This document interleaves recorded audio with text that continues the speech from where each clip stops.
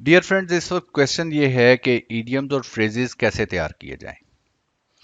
अमूमन इसमें ये होता है एस्पायरेंट्स जो हैं थोड़ी सी लापरवाही करते हैं और एग्जाम्स के करीब आके और एनजाइटी के अंदर फिर ये सोचते हैं कि 50 आज करेंगे, 50 कल करेंगे एंड सो ऑन, जो कि होते नहीं, और अगर हो भी जाएं तो चौथे दिन भूल जाते हैं या आपस में खल्त मल्त हो जाते हैं। तो इनको अच्छी तरह से प्रिपेयर करने का तरीका क्या है कि ये आपकी मेमोरी में भी रहें और एक्टिव मेमोरी में रहें। तो उसके लिए मेथड ये है कि जैसे ही आप कंपैरेटिव एग्जाम के लिए प्लान करते हैं, फौरी तौर पर इडियम्स और फ्रेजेस के लिए 5 डेली का अपना टास्क रखें।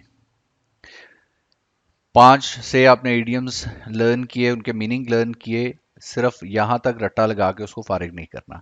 हर इडियम से 2 सेंटेंसेस भी बनाने हैं।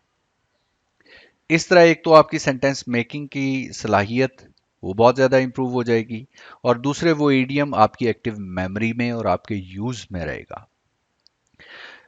अब एक दिन में 5 याद किए हैं, नेक्स्ट डे क्या करना है? नए 5 याद करने हैं और प्रीवियस डे जो आपने 5 याद किए थे उन्हें रिवाइज करना है। फिर वीकेंड पे जाके आप नए लर्न ना करें, जो आपने वीक के अंदर लर्न किए थे उनको रिवाइज करें। फिर उसके बाद एक वीक के बाद इन्हें 5 से 10 कर दें इनकी तादाद, और तीसरे वीक में जाके आप इनकी तादाद 15 कर दें। जब आप 15 डेली कर रहे होंगे तो एक मंथ के अंदर 450 आप नए ईडियम्स या फ्रेजेस याद कर रहे होंगे, और वो आपकी एक्टिव मेमोरी में होंगे। जस्ट इमेजिन कि अगर आप 3-4 महीने ये काम करते हैं, और वैसे 2-3 महीने ही ये कर लें तो इसका चस्का पड़ जाता है, तो आप मुसलसल करते रहेंगे, आपकी वोकेबलरी बेपनाह इंक्रीज होगी और बहुत पावरफुल हो जाएगी। यानी सही जगह पे सही लफ्ज आप इस्तेमाल कर सकेंगे, सही ईडियम या सही फ्रेज इस्तेमाल कर सकेंगे।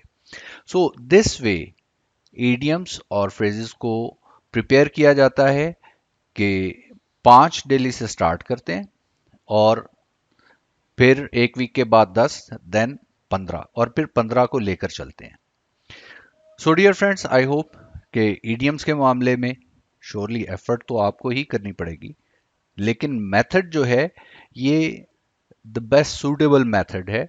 इस तरह से आप बेहतरीन तौर पर याद कर सकेंगे और उन्हें इस्तेमाल भी कर सकेंगे। See you in the next video.